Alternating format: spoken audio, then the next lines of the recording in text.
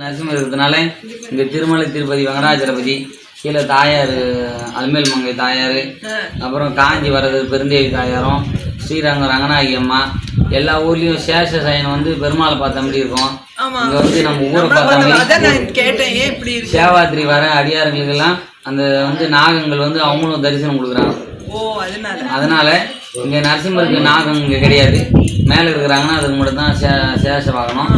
அடுத்தபடியாக யோக நரசிம்மர் இருக்காரு, அது அமிர்தவல்லி தாயார். இங்கே பஞ்ச திருத்தல வடிவம் ஆவணி, அப்புறம் பஞ்ச திவ்ய தேச பெருமாள் வாழ்வதனால சித்ரா பௌர்ணமி கல்லையர் ஆற்றுல இறங்கன்னைக்கு இங்கே ஒரு வழிபாடு கொடியேற்றம் கீழ்மலையில். இங்கே புரட்டாசி நவராத்திரி வழிபாடு இங்கே ஒரு கொடியேற்றம், 2 தேர், 2 பிரம்மோற்சவம், 2 ரதம். பெருமாள் ரதத்தில் உட்காரும்போது கருடன் இன்னைக்கு வந்துடும். இன்னைக்கு கூட வந்தது கருடன், இன்னைக்கு வந்தது கண்டிப்பாக நாங்கள் எல்லாரும் பார்த்தோம். 4 கருடன் பெருமாளை எதிர்கொண்டுட்டு போவோங்க அந்த ரதத்தை. அற்புதமானவங்க. ரதம் போகும்போது முன்னாடி அடியாருங்களாம் தேங்காய் உருட்டி போய் அடித்தண்ணு போட்டு போவோம். அதான் இப்போ குழந்தை வர வேண்டி கல்யாணம் ஆகலைன்னா, கடன் தோலை தீரணும்னா, அப்புறம் வந்து குடும்பத்தில் கணவன் மனைவி பிரச்சனை இருக்குல்ல, அதுக்கெல்லாம் இங்கே ஒரு விடிவு ஆகும். ஊட்டிக்கு போய் அந்த இடம் எங்கே நிற்கிதோ அங்கே வீந்து கும்பிடுவாங்க. அது முடிச்சுட்டே வந்து மலையை சுற்றி அப்புறம் உடச்சி பார்த்தா நல்லா இருந்ததுன்னா நம்மளுக்கு இந்த வருஷம் நல்லது கொடுக்குறாருன்னு அப்படி ஒரு ஐதீகம். அது ஒரு பலனே.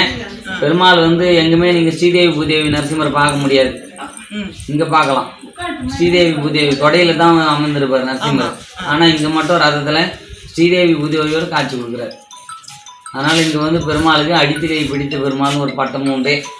நரசிம்மர் இரணியனுடைய பலனும் கிடையாது. பெருமாளுங்க திருவள்ளூரில் இருக்க வீரராக பெருமாள் கிடையாது. இவர் அங்கே வந்து பிரம்மதேவனை உந்தி கமலத்திலேருந்து வடித்தவர். இங்கே உந்தி கமலம் கிடையாது. அதனால் வந்து படியளக்கும் பெருமாள்னு ஒரு பட்ட பெயர். யமபாயத்தை நீக்கிறதுக்காக கீழே பஞ்ச நரசிம்மர். அதான் அதான் நம்மளுக்கு எதனா ஆகிடுமோ, நம்ம வீந்துருமோ, நோய் நொடி வருமோன்னு பயப்படுமில்ல, அதுக்காக பஞ்ச நரசிம்மர் இருப்பார். ராகு இது பரிகாரமாக ஒரு பக்கத்தில் உண்டு.